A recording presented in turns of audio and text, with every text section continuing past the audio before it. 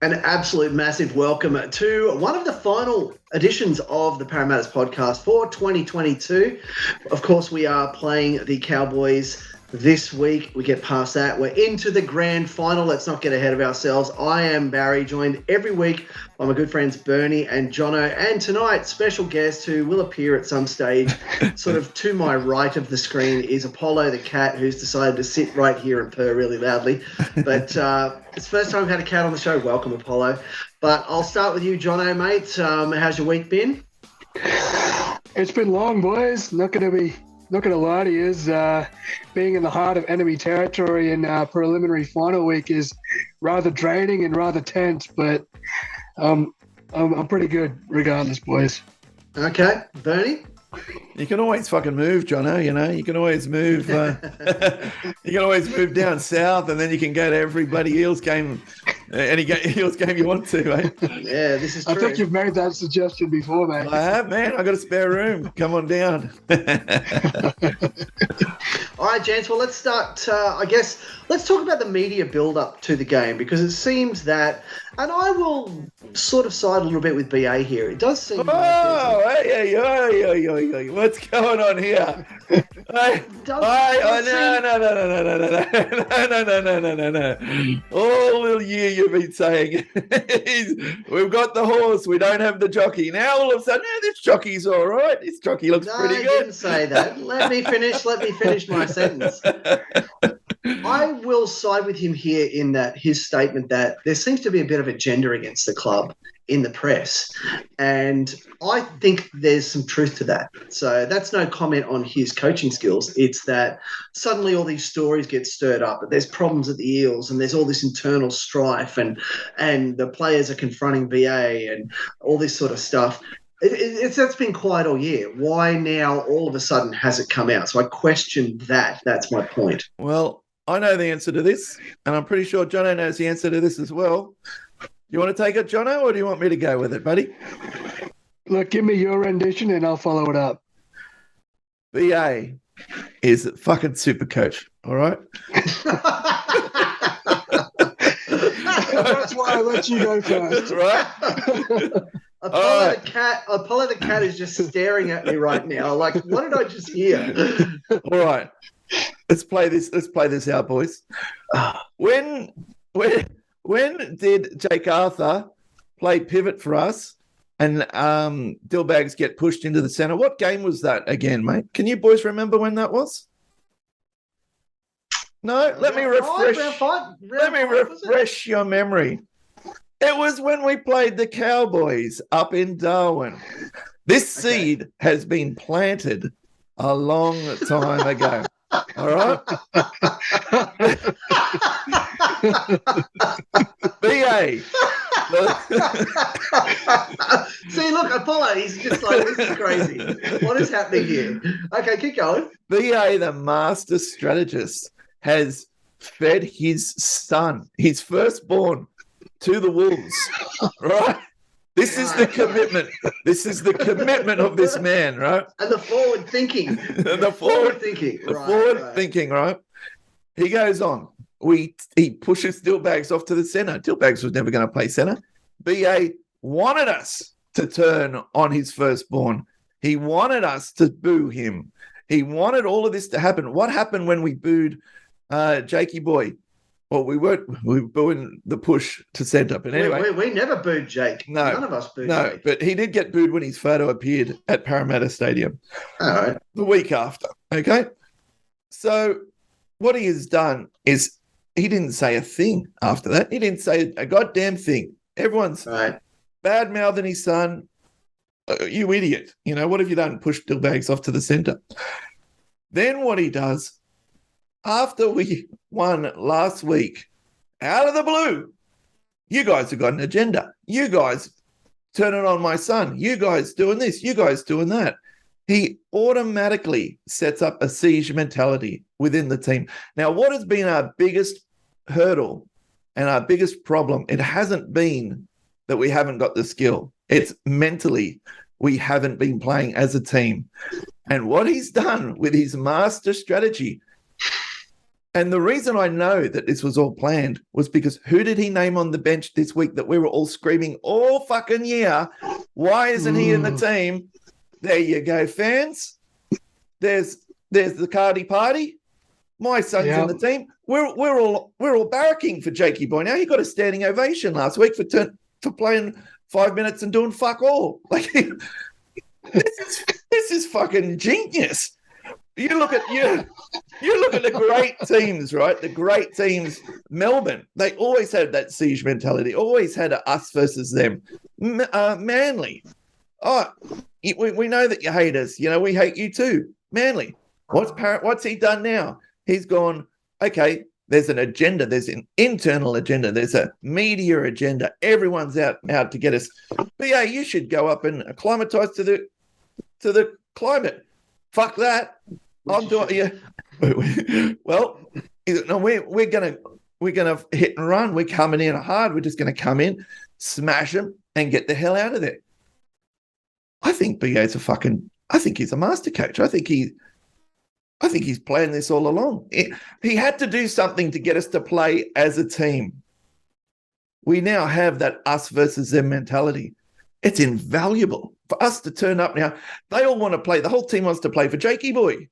They love him. They all want to. You're talking trash about Jake, talking trash about our team and our club. All of a sudden, we've got this siege mentality. We only have to win one more game and we're in a grand final.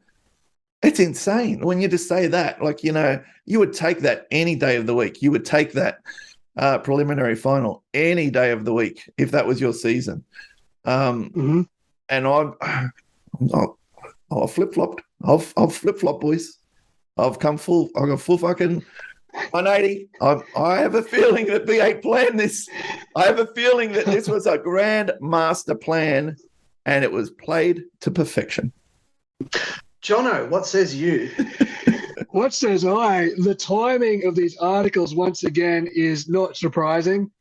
When you've got Paul Kent and Bulldog Richie and Crawley and whoever the hell wants to sling mud at this club around about finals time because they're all mates with Dennis Fitzgerald, let's not forget. The Emperor. Let's not trash talk the Emperor, mate. Yeah, sure. Let's not trash talk the man that led us down the garden path more than once. The Emperor. Look, if what this has done is galvanise the team, and seemingly it has, we've got this backs against the wall mentality now, and we're going to Townsville in front of 30,000 rabid Bundy rum drinking Yobbos. Sorry, Townsville. 30,000 Jonos. 30,000 Jonos. Look, there's going to be no more backs against the wall mentality than running out on the enemy territory in an enemy crowd. The media's against us. The world's against us. They don't think we can do it. And all of a sudden, Bryce Cartwright's there running up the middle. We're going to have Dillbags, he sneakily came out in the media and said, I've never played in Townsville and I don't like the heat. Wouldn't surprise me if he comes out and has an absolute blinder. Yeah. It's like, come on, man, you've played in the heat. You played in Darwin. He loves the it. The Cowboys' entire thing all week is like, the humidity is going to rock them. The humidity is going to rock them.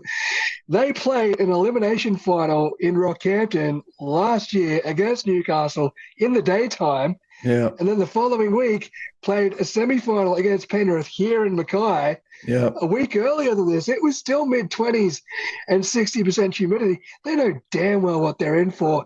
And if the Cowboys' entire premise on us fucking up is we're not going to be ready for the heat, man, I think they're in for a rude awakening because these boys are galvanized. They're ready to do their hit and run mission. Brett Arthur's got their tails up. He fully has. For the first time all year, our tails are up. Yep, and we're good to go. He's fully prepped us mentally, which is what he had to do. He had to fully prep us mentally for this game. And for Dillbags to say he didn't like the heat, doesn't like the heat, we saw him get interviewed in the cold. He couldn't complete the interview. He hates the cold. He was shivering. He had to dance off the field. Loves the heat. What are you talking about? And not only that, I think it's forecast to be 23 degrees. And I just saw the interview that you posted to me, Jono, with BA to getting interviewed.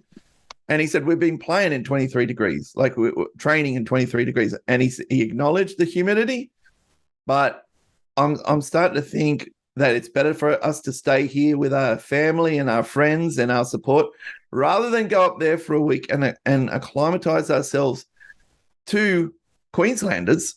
You know, get up there, all of a sudden you start to become a bit chummy with them. They're not that bad. There's a bit of a laugh, all this kind of stuff. He's not doing that. BA's going, we're coming in on a plane. We're coming in hot. He's told them to pack a backpack and nothing more. We're coming in, getting the job done, going back home and planning for next week, and he's fully. I love that. I love that so much. It's just siege mentality. Yep. It's like a military mission. It's a military mission. Yeah. Get the asset and get the fuck out. We go home. You'll get 8 days to recover. Yeah. This preparation is brilliant. Yeah. If we win, get in, get out, 8 days to recover. You spent most of it in Sydney. The only time you have to be outside of Sydney is doing what we paid you to do. Yeah. And boys, if it comes off, oh man, next week's going to be massive. Holy shit. And I'm going to make a bold prediction. If we beat the Cowboys, we turn up, team list Tuesday, Jakey boy gets dropped. Who comes in, Jono? You reckon Nathan Brown gets a run? Nathan Brown gets a run in the grand final. He brings in the superpower because if we're going to play against the Panthers, we're going to need the extra grunt. And to bring him in after he's been sitting on the bench, absolutely fuming, like ready to go. He's just going to go in there and rip some heads off, which is exactly what you need in the grand final. He's got Origin experience. He's going to sacrifice his son for a third time. BA is Jesus fucking Christ. Jesus Christ. Sacrifice. Dude, can you imagine if BA tells his son he's not playing in the grand final? How fucking ballsy is that? Oh, my God. No, and what's ballsy, the media thinks Brad Arthur and Nathan Brown fucking hate each other.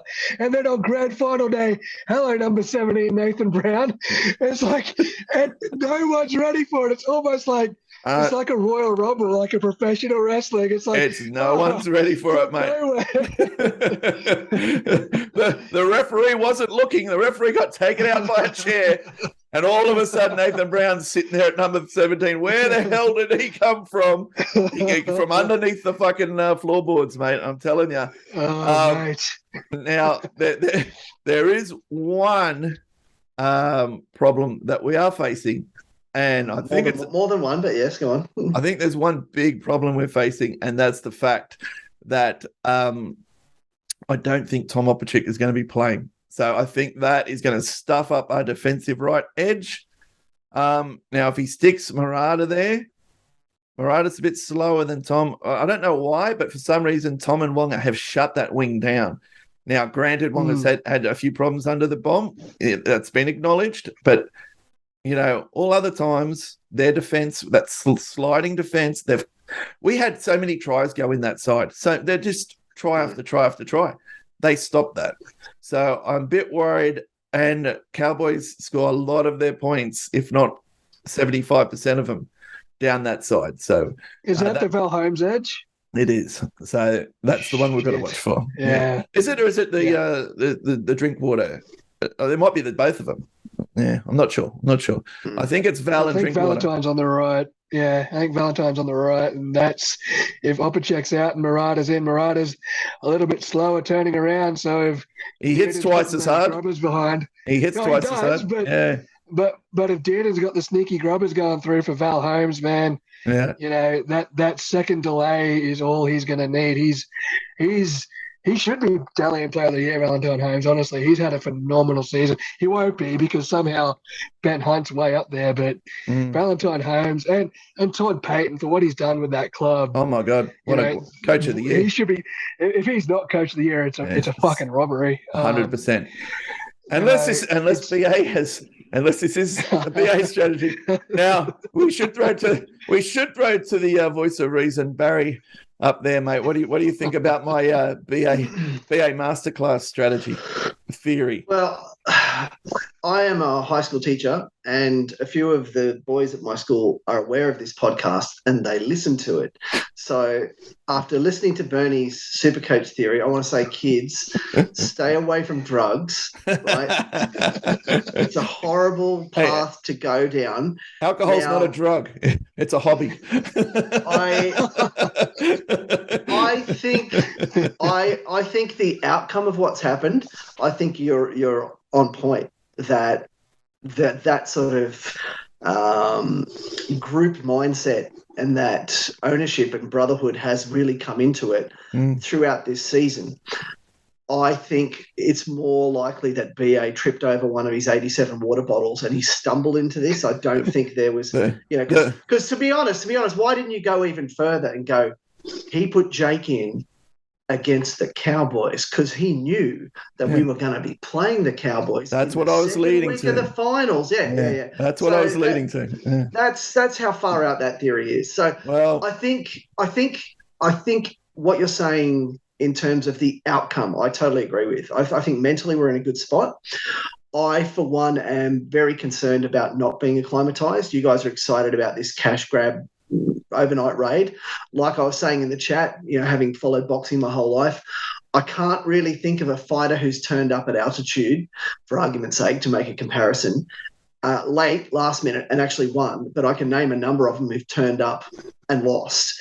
And so the idea that this isn't going to be a big deal, I can kind of go with in terms of what the forecasted temperature is, what the forecasted humidity is, except, and we've been talking about this all year, and this is my big concern, is that when these big moments come, and hats off to BA because he finally named a very strong team, but we've just seen dumb bench rotation after dumb bench rotation. We're about to go into hot weather. Our players are going to get tired quicker. And what have we seen BA do with tired players? Nothing. Just leave them on the field. Yeah. So I think come the moment, come the man. If somehow we don't get the BA that we've had for the past 9-something years, who just is a dumb fuck muppet when it comes to bench rotation, we can win this match. But our players are going to get tired quicker, and we have the worst bench rotation in the competition. So I think that just makes it harder for us. Can we beat the Cowboys? Absolutely. Are they slightly on the decline? Yes. However, they've got the home crowd advantage. As you said, Todd's, he's been coach of the year in that sense. So this is a big ask. I love that we've named a full team finally. That's fantastic. But it's the shoddy bench rotation that we see week in, week out that's got me very concerned. Yeah, agreed. And what BA has said in reference to that is basically everyone on the bench is covering a spot. Now, he mentioned Reed being out, and then Lussick went out. When we played against the Panthers last year, we had Ray Stone at hooker, and he's not, he's a fourth-string hooker at best, and he should only be on. He has been flogging Jakey Boy at hooker. So I'm more excited about Jake jumping in if Reed gets injured than I am about him jumping in if Moses gets injured. If Moses goes down, we're done for. We might as well just cross our fingers, cross our toes, and we'll see what happens. But I think he's only going to play Jake if Reed gets injured or tired. Everyone else, I think the fact that he has absolutely flogged our forwards, he's turned Lane into an 80-minute player. RCG and Junior, they're playing big minutes. The only person who seems to be really struggling is the Iceman. He's living up to his name. Yep. So I'm happy with the way we're set, because in finals you always get injuries. You always get someone gets clickered, someone goes down. And he doesn't have to make a decision. He's got it there. It's like, okay, you're on. Now, that might backfire. If no one gets injured, then we might get really, really tired. But I think this is a strong team going in. I like the fact that Jake can cover at hooker, because if Reed goes down, we don't have another hooker in there. I mean, Mitch Rain obviously isn't going to get a run. So I'm excited. I think that we can beat. I know that we can beat the Cowboys. I was really excited about our last game. I thought that we played really, really strongly, and it was sudden death, and we played strong. The Raiders had nothing against us. We were just relentless against them, and they were in form. They're an in-form team. The Cowboys, let's face it, they only won in the last second of their game. Who's to say what would have happened if they had played last week in a sudden death game? But they only just scraped past the Sharks, and the Sharks got absolutely stitched up by South. Now, I know it doesn't always equate that way. You can't say they beat them, so these should beat them, because it just doesn't work that way. But Jesus Christ, we're close to being in a grand final. Yeah. We're so close. Like, it's so close. I was thinking about it this week. It's like, holy shit. It's not like we're playing an unbeatable Roosters team. Normally you get to the preliminary final and there's one really, really strong team and one team that's massive underdogs. Now, we're going into this game underdogs, but they're not a massively stronger team than us. If anything, we're a stronger team than them. It's just whether we turn up or not. And with this siege mentality, I think we're turning up, boys. I think we're going to the grand final. I don't want to get ahead of ourselves. The first thing you said at the start of the podcast, Barry, but I can see grand final day, and I think we're there. Look, I don't want to get ahead of myself either, and you're right. I heard the stat this week that the Cowboys had the second best defense in the competition, but 2 weeks ago they conceded 5 tries to the Sharks, and more importantly, the week before that, they conceded 3 tries to the Penrith Panthers New South Wales Cup team in Townsville. Yes. Now, I'm not getting ahead of myself here. Yeah. Parramatta put 40 points on Canberra last week, and Canberra knocked off Melbourne. Yeah. The Cowboys in Townsville conceded 3 tries to Sean O'Sullivan and a guy who doesn't even have his profile picture on NRL.com. Yeah. So, look, it's the biggest game in our club's for the last 13 years. This is the biggest game our club's had for 13 years. And it's so simple now. All we have to do is get off the bus and play football. Just play our style of football. Power running and offloads. The ball's going to be a little slippery, fine. It's going to be a little hot. Your gas tank's going to be a little, but it's nothing we haven't faced before. No. It's nothing we haven't faced before. It's the biggest game, but it also just has to be the most simple. It doesn't even have to be flashy. We don't have to beat them 40-4. No. We don't have to do chip and chase tries all day. Take a leaf out of Penrith's book and do just enough. Do the bare minimum. Just play to our strengths. Do enough. Just do enough in the heat. Tap the brakes. I think pump the brakes was the buzzword across the season. Gutho said last year we went hell for leather during the regular season, and this year we got into fourth and we were told to pump the brakes. And I think this game is every opportunity. Take your opportunities when they come, but pump the brakes. We don't have to blow them off the park. We just have to play to our strengths and just take breathers when you can, pump the brakes when you can. And if we're victorious at the end of 80 minutes, we've got an 8-day recovery anyway. So, you don't have to leave it all out there. Yeah, and whoever we're playing only gets the 7 days. So it's kind of like we already have an advantage going into the grand final. But I just like to try and put myself in the position of these boys. Now, I know the argument to acclimatise ourselves is a strong one, and I understand it. But you imagine these guys, if they've got to get off at Brisbane Airport, boo, you guys suck, back on another plane, up to Townsville, boo, you guys suck. They're going in, they're like, holy shit, everyone's against us. Who have I got? Who's on? Where's my army? It's the boys next to me, Whereas if we stay up there for a full week, like I said, you start talking to the hotel staff. They're like, "Oh, boo, you guys suck," and then they're like, "Oh, come on, boys, like we're not that bad. We're just getting comfortable. Yeah, you start getting comfortable. Yeah, you suck. Can I get a picture? Yeah, exactly. So there'll be none of that. They'll be like, "We're going in." Everyone's yelling abuse. They're going in. They're like, "Holy shit, this is a war." and we've got to go in there and we've got to, stick together. Now, the only problem that we have had this year is not turning up to games, and we just haven't turned up at all. So this might be the best thing possible, that they're going to turn up and they're going to go, there's no way in hell they're not going to turn up for their mates.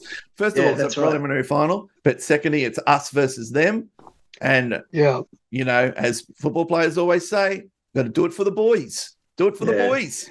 It would be the biggest fucking insult to us as a club and as a fan base to be one game away from the grand final and to not come out of the fucking sheds now.